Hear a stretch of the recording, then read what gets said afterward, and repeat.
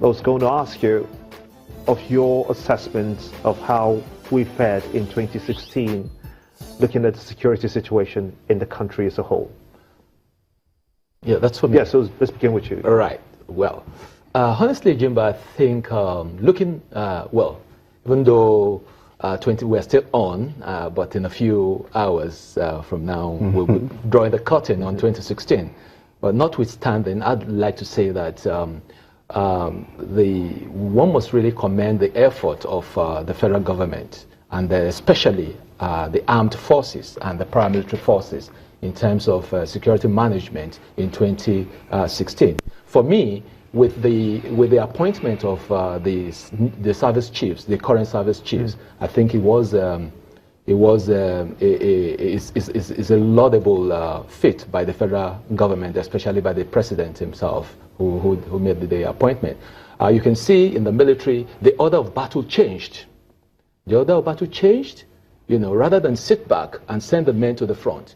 You can see that the Chief of Army Staff, the Chief of Air Staff, the Chief of Naval Staff, and Principal Staff Officers, they were all visiting the battlefront. That was the key for the success. Yes. It's that's the icing on the cake. They were all really visiting, and that gave a lot of impetus, to the men. It encouraged them. I mean, it's not as if everything was, perfect, Rosy. But at the same time, I mean, that went a long way, in helping, the situation. And of course, it's not as if there were no downsides. We also had, yes. Mr. Kadri, for you though, could we have done it better? Well, at the beginning, we got off to a slow start. With the Buhari administration, we were able to get it right in terms of the fact that the president is a retired army general, and he brought his experience to bear in the sense that the army command was moved to the northeast, and more equipment was procured for the army, and the morale of the men was boosted with more equipment to fight, better conditions of service. The men were able to actually become a whole lot more professional in their conduct, which definitely bettered their performance in the field of battle. So I will say that thus far the army has done, and all those concerned have done very well, which has brought us to this level of success that we now have. Looking into 2017 now, what do you foresee? I foresee a total eradication of this problem, and I foresee consistency in the successes we record. What's your take on it? Well, that's looking into 2017. Well, looking into 2017, I want to encourage or advise that they should consolidate on the gains made so far, especially with the incursion into the Sambisa forest. And then, it's a good thing that the Chief of Army Staff has, declared openly that that Sambisa forest will be turned into a training ground for the Nigerian Army, where they can, exercise their small arms and, weaponry. And then aside that too, I want to believe that generally Nigerians would also be our neighbors, our brothers or neighbors keepers, by speaking out.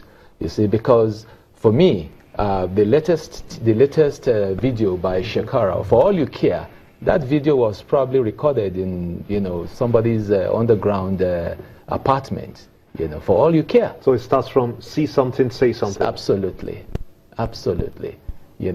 So we need to work more on intelligence gathering. Exactly. We need to work more. There's need to put emphasis on security gathering, such that, I mean, there's nothing wrong if at the end of the day, somebody who was reported, to be a suspect, And if at the end of the day, the police or the law enforcement agents are invited in, and after profiling, it is discovered that, I mean, you haven't committed anything, there's nothing wrong about saying, sorry, sir, and that's just it. Let's talk about the Chibok girls now. Yes. We have been unable to recover, or should I say rescue, the rest of the girls. 21 have been rescued in the government care at the moment.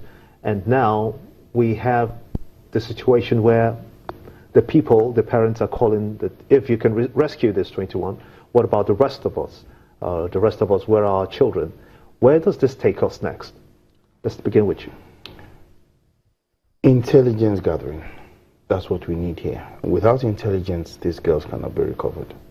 That's just the truth. So we have to better our intelligence services.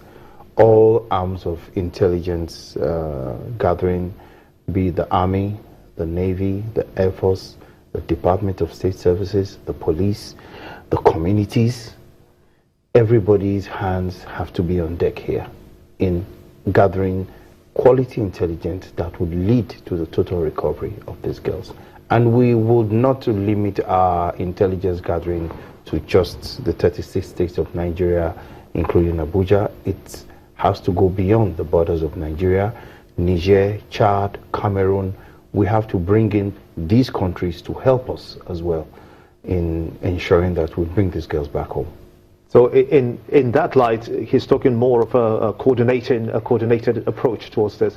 How can we execute such kind of coordination? Well, Jimba, first let me just say something here, because I mean I believe that as much as possible, well, we must come out clean, you know, on issues such as this, because it's very, very sensitive.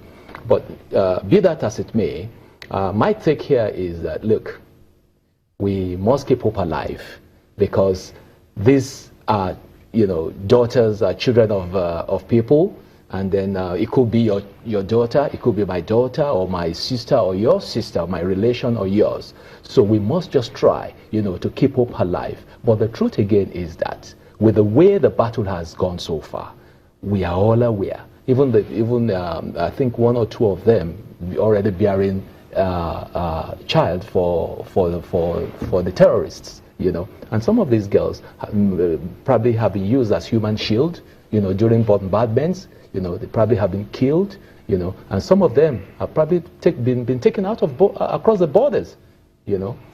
So, but again, well, we must keep hope alive. We must not lose hope. We must continue to believe that, you know, one day, someday, they'll come back home. Mr. Kadri, let me just ask you your finishing lines in just a few words. What's the next step for you? In what regard?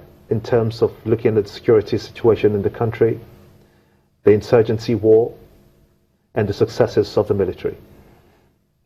In one word, better equipment, better training, and a whole lot more focus. And how would you wrap it up, Yomi? Well, my take here is that it's not yet Uhuru. It's not yet. So we must really, you know, contain our euphoria. We must still, you know, maintain momentum. And increase tempo. Yes, because there's still a lot to be done. I want to thank you so much indeed, gentlemen. That will be Colonel Yomi Dare, retired. He's a security expert, as well as Mr. Ahmed Kadiri, a security consultant. We're talking to us on State of the Nation, and also to you for being a part of the show. I want to thank you so much indeed. This is indeed the last episode for the year of 2017, as we continue to keep an eye on the happenings of the country here on State of the Nation. I'm Gimba Omar, and we're signing out.